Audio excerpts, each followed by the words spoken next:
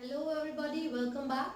So friends, today we will talk about chapter number 6 of class 12 जिसमें हम molecular basis of inheritance की बात कर रहे हैं और इस chapter का एक बहुत ही important topic which is the genetic code वो आज की वीडियो में हम discuss करेंगे. So हमारा topic क्या है? Genetic code. So in order to study genetic code we need to recall some of the things जो कि हमने प्रीवियस वीडियो में भी पढ़ी थी. तो सबसे पहले हम बात कर रहे हैं सेंट्रल डॉग्मा के बारे में. तो मैंने आपको एक सीक्वेंस बताया था which was given by Francis Crick. उन्होंने ये बोला कि जो भी जेनेटिक इंफॉर्मेशन डीएनए के पास प्रेजेंट होगी it will be transported to the RNA by the process called transcription. तो डीएनए के पास जो जेनेटिक इंफॉर्मेशन है जब वो इंफॉर्मेशन आरएनए में बदलती है तो उस प्रोसेस को हम ट्रांसक्रिप्शन कहते हैं. And then this RNA is responsible for the synthesis of protein by the process called translation. तो यहाँ पर कौन सा प्रोसेस हम पढ़ते हैं? ट्रांसलेशन. तो इसमें हम बात कर रहे हैं एक ऐसे सीक्वेंस के बारे में जिसमें सबसे पहले ये डीएनए किस में बदलता है? रेप्लिकेशन जब करेगा तो बहुत सारे फर्दर डीएनए की फॉर्मेशन होगी, राइट. अब यहाँ पर डीएनए ने अपनी जो इंफॉर्मेशन थी वो आरएनए में बदली by the process called transcription and then the information of RNA will be converted in the proteins by the process called translation.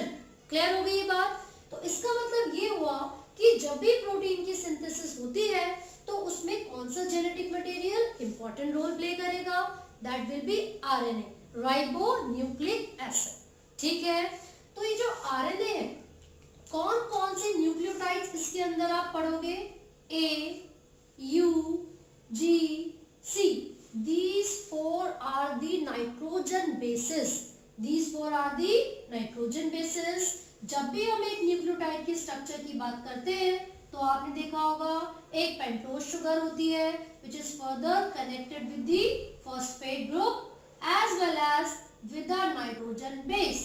तो एक न्यूक्लियोटाइड तभी बनेगा जब एक पेंटोज शुगर एक फास्फोरस के साथ और एक नाइट्रोजन बेस के साथ जुड़ती है. क्लियर हो गई? जब हम डीएनए की बात करते हैं तो हमारे पास जो 4 नाइट्रोजन बेसेस होते हैं दीज आर ए, टी, जी, सी. लेकिन जब आरएनए के बारे में हम बात करेंगे तो वो कौन से नाइट्रोजन बेसेस होंगे? ए, यू, जी, सी. क्लियर हो गया? अब हम आगे देखेंगे कि जेनेटिक कोड और आरएनए में जो न्यूक्लियोटाइड्स हैं उनका क्या रिलेशन है. Basically genetic codes are the sequences. Genetic code ऐसे सीक्वेंस हैं जो कि कोड उन कोड्स का यूज करके प्रोटीन की सिंथेसिस की जाती है and these codes are present on the messenger RNA. ये कोड किसको रिप्रेजेंट करेंगे? मैसेंजर आरएनए को. तो क्या फीचर है, किस तरीके से इनको डिस्कवर किया गया था, वो सारी चीजें हम पढ़ेंगे. तो सबसे पहले मैं एक साइंटिस्ट का नाम यहाँ पर मेंशन कर रही हूँ. तो जॉर्ज गैमोव एक साइंटिस्ट हैं जिन्होंने सबसे पहले एक सजेशन दिया था. और उन्होंने क्या कहा था? जॉर्ज गैमोव ने क्या कहा था कि भाई देखिए 4 न्यूक्लियोटाइड्स हैं ए, यू, जी, सी. क्लियर है? तो ये एडेनाइन, यूरेन या फिर इसको यूरेसिल, ग्वानिनो, साइटोसिन के नाम से आप जानते हो. तो जब ये शुगर और फास्फोरस के साथ जुड़ते हैं तो एडेनिन, यूरेडिन, इन सबको ये सिस्टीन वगैरह बोला जाता है. तो George Gamow was the scientist who suggested, जिन्होंने ये सजेस्ट किया कि भाई जो भी कोडोन्स होने चाहिए वो ट्रिपलेट की फॉर्म में होने चाहिए. जो भी कोडोन्स होने चाहिए वो ट्रिपलेट की फॉर्म में होने चाहिए. ऐसा इसलिए कहा उन्होंने क्योंकि देखिए 4 न्यूक्लियोटाइड्स प्रेजेंट है आरएनए में और जो अमीनो एसिड्स हैं that code for the proteins वो कितने हैं? 20 अमीनो एसिड्स. तो इसका मतलब ये हुआ in some way we need to arrange these nucleotides so that 20 amino acids could be formed. हमें किसी भी तरीके से इन न्यूक्लियोटाइड्स को अरेंज करना है ताकि भाई कम से कम 20 अमीनो एसिड्स की फॉर्मेशन तो हो जाए। तो उन्होंने क्या बोला कि अगर हम जैसे परम्यूटेशन रिकॉम्बिनेशन का उन्होंने मेथड यूज किया और उन्होंने बोला मान लीजिए टोटल 4 न्यूक्लियोटाइड्स हमारे पास प्रेजेंट है, मतलब 4 नाइट्रोजन बेसेस है, ठीक है। अगर मैं इनको दो दो के सीक्वेंस में अरेंज करता हूं तो 4 into 4 यानी कि 16 अमीनो एसिड्स की फॉर्मेशन हो पाएगी। लेकिन मुझे कम से कम 20 अमीनो एसिड्स तो चाहिए, चाहे एक अमीनो एसिड 2 बार 3 बार 4 बार रिपीट हो जाए, उससे कोई प्रॉब्लम नहीं है, लेकिन मिनिमम 20 अमीनो एसिड्स जो कि हमें हमारी बॉडी के लिए बहुत जरूरी है, प्रोटीन सिंथेसिस के लिए जरूरी है, इनका बनना बहुत कंपलसरी है। तो उन्होंने क्या किया, 4 की पावर 3 कर दी, यानी कि उन्होंने ऑब्जर्व किया कि हम इन जेनेटिक कोड को इस तरीके से अरेंज कर सकते हैं कि ट्रिपलेट बने, यानी कि 3-3 के सीक्वेंस में हम इनको अरेंज कर सकते हैं। और टोटल जो कोडोन्स बनेंगे वो कितने होंगे, 64 कोडोन्स। तो यहाँ पर जॉर्ज कैमोव ने सजेस्ट किया था दैट दी न्यूक्लिक एसिड्स, जो ये हमने यहाँ पर बात की है पूरी न्यूक्लिक एसिड की, डीएनए या आरएनए के बारे में, तो आरएनए के अंदर जो अरेंजमेंट होनी चाहिए कोडोन्स की वो ट्रिपलेट की फॉर्म में होनी चाहिए। तो किसने कहा था ये, जॉर्ज गैमोव ने। आगे बात करते हैं वो कौन से साइंटिस्ट हैं जिन्होंने सपोर्ट किया था जॉर्ज गैमोव के एक्सपेरिमेंट को या फिर सजेशन को। तो आप देखोगे 3 साइंटिस्ट के नाम आपकी बुक्स में मेंशन है, 3 अलग अलग साइंटिस्ट के नाम आप देखोगे। लेकिन जब भी ये क्वेश्चन पूछा जाता है ना कि हु डेसिफर्ड द कोडोन्स, किसने एग्जैक्टली एक्सपेरिमेंट करके वो कोडोन्स बनाए थे, है ना, तो उसमें मार्शल लैंडबर्ग का नाम आप देखते हो। किसका, मार्शल लैंडबर्ग, ठीक है। 1961 में इन्होंने अपने कलीग्स के साथ मिलकर क्या किया था, एक्सपेरिमेंट परफॉर्म किया था, ठीक है।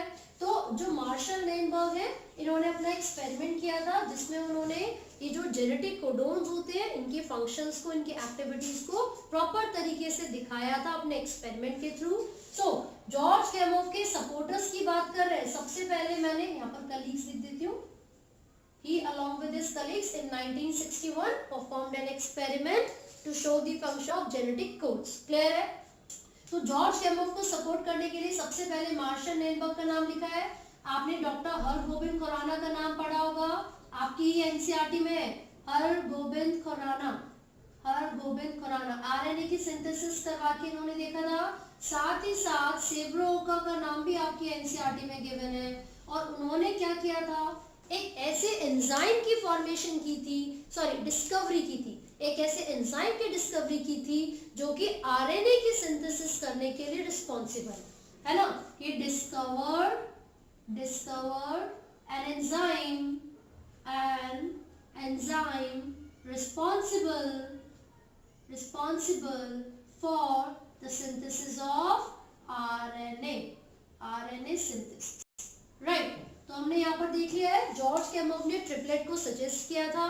उनको सपोर्ट करने के लिए 3 साइंटिस्ट के नाम हमने पढ़े हैं। Hargobind Khorana was one of the Indian scientist, उसके बाद मार्शल लैंडबर्ग जिन्होंने डेसिफर किया था इन कोडोन्स को 1961 में अपने कलीग्स के साथ मिलकर, ठीक है। उसके बाद सेब्रोका जिन्होंने कैसे एंजाइम को डिस्कवर किया था which was important, which was necessary for the formation or the synthesis of RNA।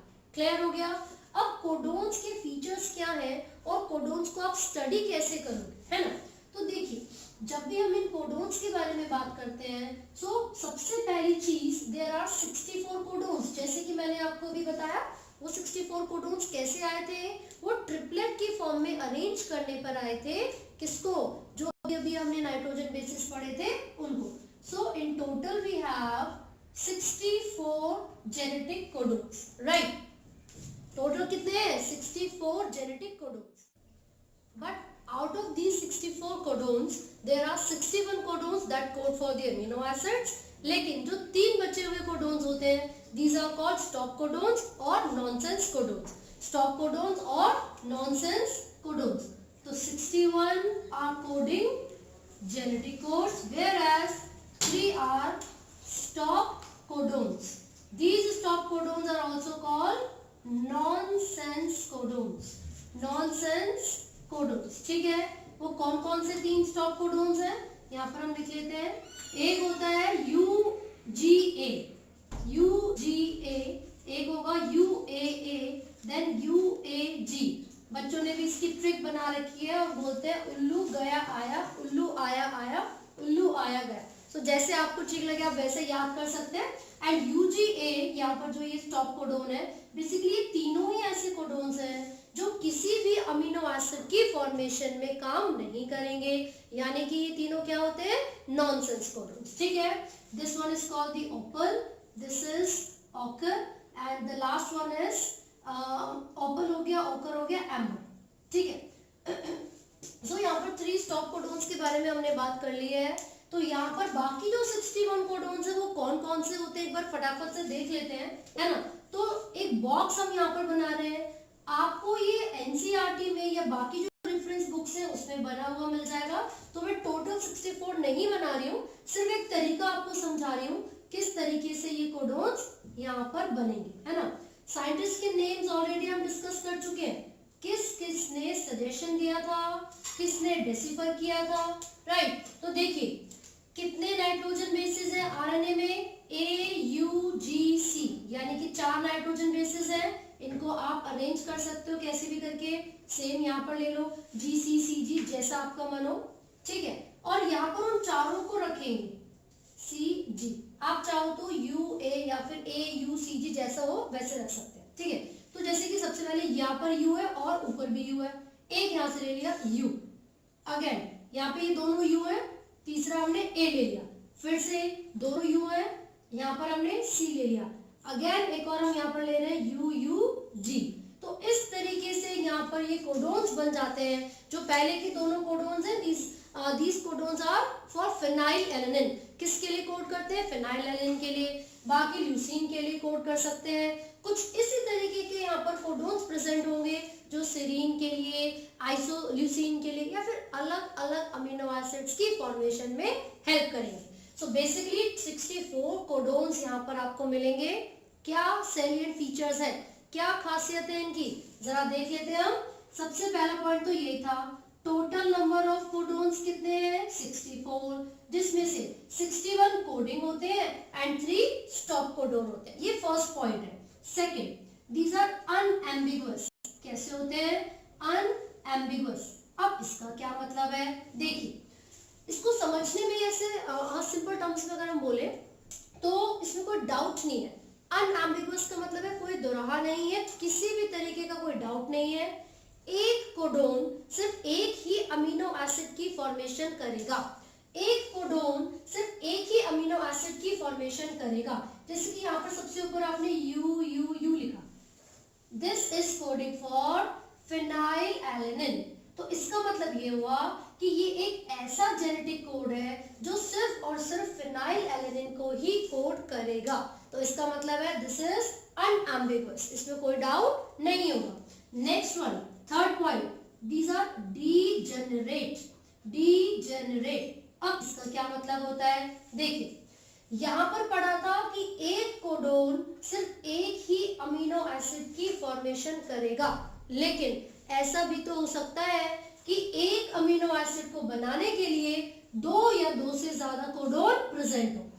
ऐसा भी हो सकता है दैट एक amino acid, single amino acid को कोड करने के लिए, बनाने के लिए 2 या 2 से ज्यादा कोडोन्स अवेलेबल हो। तो डीजेनरेट का मतलब ये है single amino acid can be coded by more than 1 codon. तो इसका मतलब ये हुआ कि एक से ज्यादा कोडोन क्या कर सकते हैं, एक अमीनो एसिड के लिए कोड कर सकते हैं। नेक्स्ट पॉइंट हम यहाँ पर क्या पढ़ रहे हैं, फोर्थ पॉइंट है कि ये किस तरीके से होते हैं, बिना पंक्चुएशन के इनको रीड किया जाता है, ठीक है। These codons are read without any punctuation, यानी कि कोई कॉमन नहीं लगेगा, कोई स्पेस नहीं लगेगा। इसको हम ट्रिपलेट की फॉर्म में कॉन्टिन्यूसली रीड करेंगे। So these are read in contagious fashion, contagious fashion यानी कि बिना किसी पंक्चुएशन के। फॉर एग्जाम्पल यहाँ पर लिख लेते हैं AUG, GUA,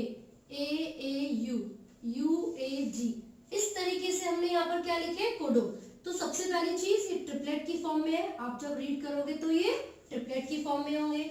मैंने इनके बीच में ना कोई कॉमा, ना कोई स्टार या फिर कोई भी स्पेस नहीं लगाया है, क्योंकि मैंने अभी आपको एक सेलेंट फीचर बताया था that these codons are read without any comma or any type of punctuation। ठीक है, अगला पॉइंट हम यहाँ पर क्या पढ़ रहे हैं? These are nearly universal। These are nearly universal। देखिए ये जो वर्ड यहाँ पर नियरली लगाया हुआ है ये इसलिए है, यूनिवर्सल का मतलब तो ये हुआ कि कितना भी प्रिमिटिव ऑर्गेनिज्म हो और कितना भी हाईली इवॉल्व या डेवलप्ड ऑर्गेनिज्म हो, दोनों के अंदर ही एक कोडोन सेम अमीनो एसिड को कोड करेगा। इसका मतलब है यूनिवर्सल। अगर AUG की बात कर रही हूँ तो AUG बैक्टीरिया में भी मिथ्योनिन के लिए कोड करेगा और हाईली डेवलप्ड ऑर्गेनिजम्स में भी मिथ्योनिन के लिए कोड करेगा। तो इसका मतलब होता है यूनिवर्सल। बट नियरली लगाने से यहाँ पर मतलब ये है कि कुछ एक दो एक्सेप्शन भी हो सकती हैं, जैसे माइटोकॉन्ड्रियल DNA की या फिर प्रोटोजोआ के अंदर ऐसी कुछ एक्सेप्शंस ऑब्जर्व की जा सकती हैं। क्लियर है? आगे बढ़ते हैं। 6th पॉइंट, यहाँ पर जो छठा पॉइंट हम पढ़ रहे हैं वो ये है that AUG has dual function। AUG एक ऐसा जेनेटिक कोड है जिसके दो फंक्शंस होते हैं। अब वो कौन कौन से फंक्शन है? सबसे पहला point that AUG acts as an initiator codon। कैसे एक्ट करेगा? इनिशिएटर कोडोन की तरह। दूसरा, it codes for methionine। it codes for methionine। तो इसका मतलब ये हुआ कि जितने भी जेनेटिक कोड्स हमने यहाँ पर पढ़े हैं टोटल 64 होते हैं। सजेशन जॉर्ज कैमोव ने दिया था। उनको सपोर्ट करने के लिए अलग अलग साइंटिस्ट के हमने नाम पढ़े थे, जैसे कि हरगोबिन खुराना, मार्शल लैंडबर्ग एंड सेब्रो ओका। राइट, सेब्रो ओका के कुछ फ्रेगमेंट्स भी होते हैं तो प्लीज कंफ्यूज ना हो, वो एक साइंटिस्ट का भी नाम है। He was a physician. Clear है? साथ ही साथ जो मार्शल लैंडबर्ग थे, मैंने आपको बताया कि 1961 में उन्होंने अपने कलीग्स के साथ काम किया था और उनको उस चीज के लिए नोबेल प्राइज भी मिला था क्योंकि उन्होंने जेनेटिक कोड्स को डेसिफर किया था। ठीक है, तो उनमें से कई बार उनके कलीग का नाम भी पूछ लिया जाता है। So one of them was Heinrich. ठीक है, तो जे मैथ्यू उनका पूरा नाम था, तो आपको याद रखना है। ठीक है, तो जो मार्शल लैंडबर्ग है उनके बारे में भी याद रखना है और बाकी जो साइंटिस्ट के नाम हमने यहाँ पर पढ़े उनके भी बारे में आपको याद रखना है। सो आई होप आपको ये टॉपिक समझ में आया हो। जेनेटिक कोड में इतना ही था। Now these codes are used for the synthesis of protein, यानी कि ट्रांसलेशन के प्रोसेस में इन्हीं कोड्स का इस्तेमाल होगा। जैसे कि मैंने ये सीक्वेंस बताया, this is a sequence of messenger RNA. किसका सीक्वेंस है? मैसेंजर आरएनए का। कैसे पता चला? क्योंकि यहाँ पर यूरेसिल है। अगर ये डीएनए का सीक्वेंस होता तो यहाँ पर क्या होना चाहिए था? टी, यानी कि थाइमिन। बट यहाँ पर क्या प्रेजेंट है? यूरेसिल। तो ये मैसेंजर आरएनए का सीक्वेंस है। यहाँ पर एक स्टार्टिंग में कौन सा कोडोन होता है? Initiator codon. लास्ट में कौन सा कोडोन होता है? Stop codon. लेकिन ऐसा भी हो सकता है किसी मैसेंजर आरएनए के सीक्वेंस में यहाँ पर स्टॉप कोडोन प्रेजेंट हो। तो भाई जहां पर भी स्टॉप कोडोन प्रेजेंट होगा ट्रांसलेशन का प्रोसेस वहीं पर रुक जाता है। क्लियर है? सो ये जेनेटिक कोडोन यहाँ पर खत्म होते हैं। आई होप आपको ये टॉपिक समझ में आया है and do not forget to like, share and subscribe. Thank you.